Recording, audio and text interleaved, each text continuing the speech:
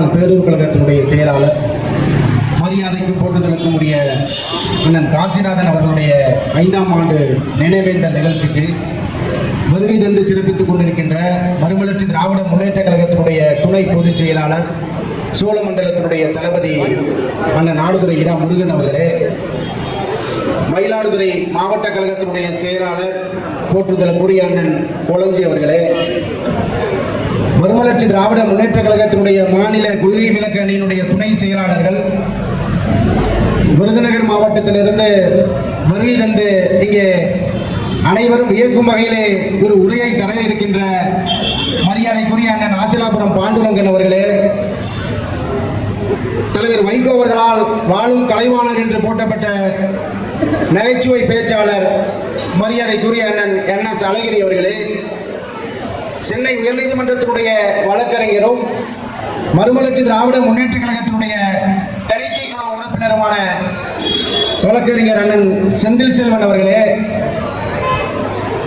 செம்பை ஒன்றிய கழகத்தினுடைய செயலாளர் அண்ணன் சுந்தரவேடுவன் அவர்களே, மயிலாடுதுறை தெற்கு ஒன்றிய செயலாளர் அன்பு சகோதரர் ராஜ், குத்தாலம் மேற்கு ஒன்றிய கழகத்தினுடைய செயலாளர் அண்ணன் ஆரன் வாசு அவர்களே, குத்தாலம் கிழக்கு ஒன்றிய கழகத்தினுடைய செயலாளர் அண்ணன் கோமல் மணிகண்டன் அவர்களே, சீர்காழி நகர கழகத்தினுடைய செயலாளர் மார்ச் பிரியன் அவர்களே, மாவட்ட துணை செயலாளர்கள் ஜெய ஸ்டாலின் குமார் அவர்களே, அண்ணன் முருகேசன் அவர்களே,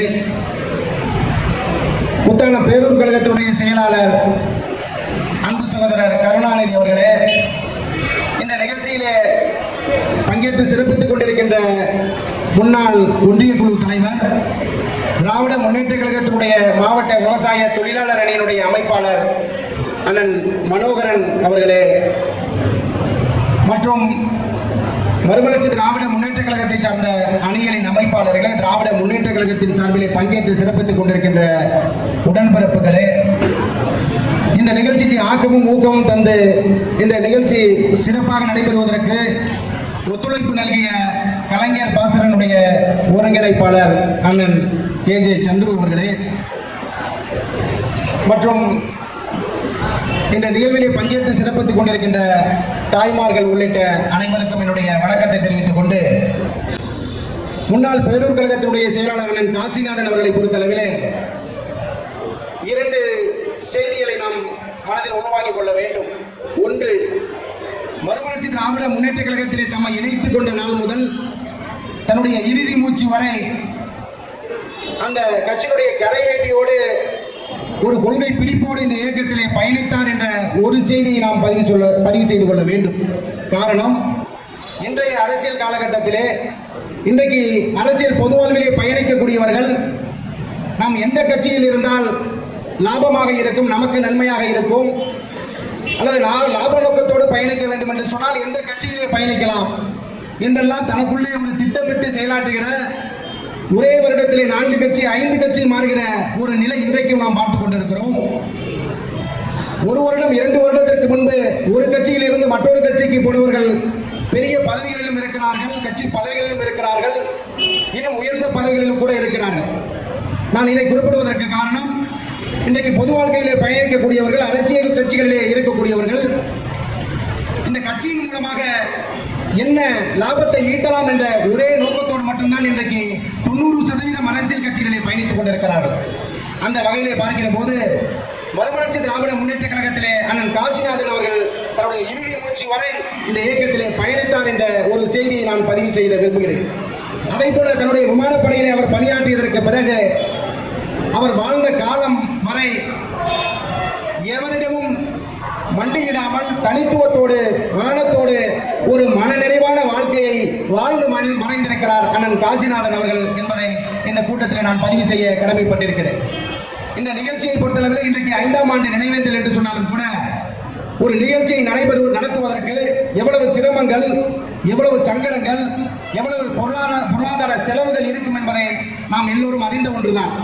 அந்த வகையிலே தன்னுடைய தந்தையாருக்கு ஆண்டுதோறும் இந்த மார்ச் 7ஆம் தேதி இந்த நினைவேந்தல் நிகழ்ச்சியை சிறப்பாக நடத்த வேண்டும் என்று அண்ணன் காசிநாதன் அவருடைய புதல்வர்கள் காசி மணி அவர்களும் காசி வசந்த் அவர்களும் மிகுந்த துடிப்போடு உணர்வோடு இந்த நிகழ்ச்சியை நடத்த வேண்டும் என்று மிகுந்த ஒரு ஆர்வத்தோடு இருக்கின்ற அந்த காரணத்தினால்தான் இன்றைக்கு 5ஆம் ஆண்டாக மிகச்சிறப்பாக இந்த நிகழ்ச்சியை நடத்தி கொண்டிருக்கிறார்கள். இந்த நிகழ்ச்சி மிகச்சிறப்பாக நடைபெறுவதற்கு காரணம் அந்த இருவருக்கும், காசி மணி அவர்களுக்கும் காசி வசந்த் அவர்களுக்கும் இந்த நினைவேந்தல் நிகழ்ச்சி மூலமாக மறுமலர்ச்சி திராவிட முன்னேற்ற கழகத்தின் சார்பிலே அவர்களுக்கு நன்றியை நான் உரித்தாக்கிக் கொள்கிறேன். இது நினைவேந்தல் நிகழ்ச்சி என்று சொன்னாலும் கூட அண்ணன் காசிநாதன் அவருடைய நினைவுகளை, அவருடைய பணிகளை பகிர்ந்து கொண்டு கடந்து சென்று விட முடியாது. இன்றைக்கு நாட்டில் நடைபெறக்கூடிய சில அவலங்கள், ஆபத்துகள், மக்கள் நேரடியாக பாதிக்கக்கூடிய சில பிரச்சனைகளை அண்ணன் காசிநாதன் அவருடைய நினைவேந்தல் நிகழ்ச்சியிலே நாம் மக்களிடத்திலே கொண்டு செல்வதும் அண்ணன் காசிநாதன் அவர்களுக்கு செய்யக்கூடிய புகழஞ்சலி என்பதை நான் இந்த இடத்திலே பதிவு செய்ய விரும்புகிறேன். காரணம், இன்றைக்கு ஒன்றிய பாரதிய ஜனதா கட்சியினுடைய அரசு நாட்டு மக்களை சீரழிக்கின்ற, குறிப்பாக தமிழ்நாட்டு மக்களை, தமிழ்நாட்டினுடைய நலன்களை, தமிழ்நாட்டு மக்களை நேரடியாக பாதிக்கின்ற பல்வேறு உபாதைகளை இன்றைக்கு பாரதிய ஜனதா கட்சி அரசு செய்து கொண்டிருக்கிறார். அப்படித்தான் சில மாதங்களுக்கு முன்பாக சமக்ரா சிக்ஷா அபியான் திட்டம் என்ற ஒரு திட்டம், அந்த திட்டத்தினுடைய பெயர் ஒருங்கிணைந்த கல்வி வளர்ச்சி திட்டம். அந்த திட்டத்தில் மத்திய அரசு 60%, மாநில அரசு 40% என்று விகிதாச்சார அடிப்படையிலே பிரித்துக் கொண்டு மாநிலத்தில் இருக்கக்கூடிய பள்ளிகளுக்கு அடிப்படை வசதிகள், மாணவர்கள் கற்றல் திறனுக்கு தேவையான அடிப்படை வசதிகள், ஆசிரியர்களுக்கான ஊதியம், பள்ளிகளுக்கான கட்டிடம் கட்டுவதற்கான வசதிகள் உள்ளிட்ட அந்த அடிப்படை வசதிகளை நிறைவேற்றுவதற்கு தகுந்த ஒரு திட்டம் தான் ஒருங்கிணைந்த கல்வி வளர்ச்சி திட்டம். ஆனால் 2024-25ஆம் ஆண்டு கல்வி ஆண்டிலே ஒன்றிய பாரதிய ஜனதா கட்சி அரசு நரேந்திர மோடி அவர்கள் 2151 கோடி ரூபாய் நிதியை ஒதுக்குகிறார் தமிழ்நாட்டிற்கு. அந்த நிதி ஒரு ஆண்டு நிறைவடைகிற வேளையிலே அந்த தமிழ்நாட்டிற்கு ஒதுக்கிய 2151 கோடி ரூபாய் நிதி, அது மட்டுமல்ல 2023-24 மீதமுள்ள 251 கோடி ரூபாய் நிதி, இந்த 2 நிதியையும் நீங்கள் மும்மொழி கொள்கை திட்டத்திலே கையெழுத்திட்டால் தான் உங்களுக்கு இந்த 2150 கோடி நிதியை நாங்கள் ஒதுக்குவேன் என்று தர்மேந்திரன் ஒன்றிய அமைச்சர் அவர்கள் அறைகோல் விடுக்கிறார். இது மாநில சுயாட்சிக்கு விடுக்கப்பட்ட சவால் அல்லவா?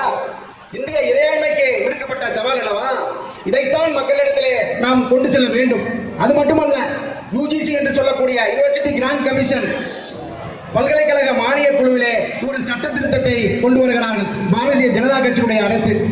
என்ன சட்ட திருத்தம் என்று சொன்னால், இன்றைக்கு பல்கலைக்கழகங்களிலே துணைவேந்தர்கள் பலர் நியமிக்கப்படாமல் இருக்கிறார்கள். அதை போல பல்கலைக்கழகத்திலே பணிபுரியக்கூடிய பணியாளர்கள் பலர் நியமிக்கப்படாமல் இருக்கிறார்கள். அந்த பல்கலைக்கழகத்துக்கு கீழே உள்ள கல்லூரிகளிலே தேர்வுகள் குளறுபடியை ஏற்படுத்துகிற வகையிலே தேர்வுகளை நடத்துகிறார்கள். சரி, தேர்வுகள் முடிந்த பிறகு தேர்வு முடிவுகளை அறிவிப்பதிலே பல்வேறு குளறுபடிகள்.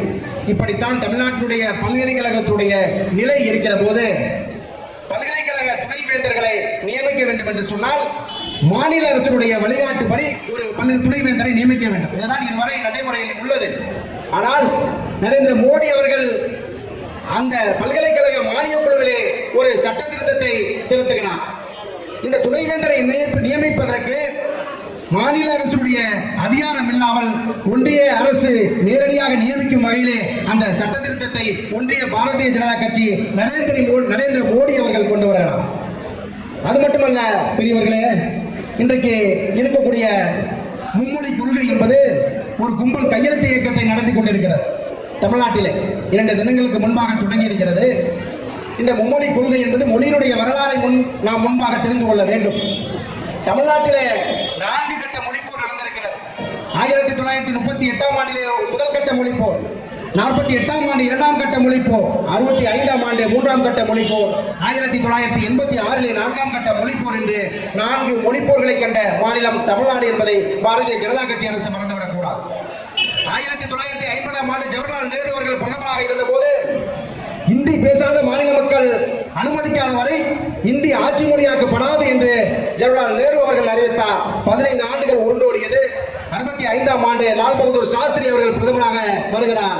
அப்போது இந்தியை ஆட்சி மொழியாக்குவதற்காக அவர் முற்படுகிற போதுதான் 1965ஆம் ஆண்டு தமிழ்நாட்டினுடைய முதலமைச்சராக இருந்த பக்தவச்சலம் அவர்கள் இந்தி மொழியை ஆட்சி மொழியாக்க வேண்டும் என்று ஆதரிக்கின்ற நிலை வருகிற போதுதான் 65ஆம் ஆண்டு உலகிலே எங்கும் நடைபெறாத ஒரு மொழி போராட்டம் நம்முடைய தமிழ்நாட்டிலே நடந்தது. இது வரலாறு. அது மட்டுமல்ல, நாடாளுமன்றத்தில் பேரறிஞர் அண்ணா அவர்கள் குறிப்பிட்டு பேசுகிற போது, ஒரு வீட்டிலே 2 நாய்கள் வளர்க்கப்படுகிறது. ஒரு நாய் சிறியதாகவும் ஒரு நாய் பெரியதாகவும் இருக்கிறது. அந்த நாய் கூண்டில் வைக்கிற போது சிறிய நாய்க்கு ஒரு வாயிலும் பெரிய நாய்க்கு ஒரு வாயிலும் 2 வாயில் வைப்பதில்லை. பெரிய நாய்க்கு வாயில் வைத்தாலே 2 நாய்களும் சென்று வரும். ஆகவே நான் பெரிய நாய் என்று இங்கே குறிப்பிடுவது ஆங்கிலம்தான் என்று தன்னுடைய நாடாளுமன்ற உரையிலே பேரறிஞர் அண்ணா அவர்கள் இருமொழி கொள்கையை வலியுறுத்தி நாடாளுமன்றத்தில் எடுத்துரைத்திருக்கிறார். இந்த வரலாறுகளை இன்றைக்கு கையெழுத்து பெறுகிற அந்த கும்பல் தெரிந்து கொள்ள வேண்டும். தமிழ்நாட்டிலே மும்மொழி கொள்கை திட்டத்தை நீங்கள் திணித்துவிட முடியாது, ஒரு காலம் நடக்காது. 65ஆம் ஆண்டு மொழிப்போர் தான் அதற்கு உதாரணம் என்பதை நான் இங்கே தெரிவித்துக் கொள்ள விரும்புகிறேன். இன்றைக்கு பல்கலைக்கழக மானிய குழுவிலே சட்ட திருத்தம், அதை போல ஆசிரியர்கள் நியமிப்பதிலே குளறுபடி.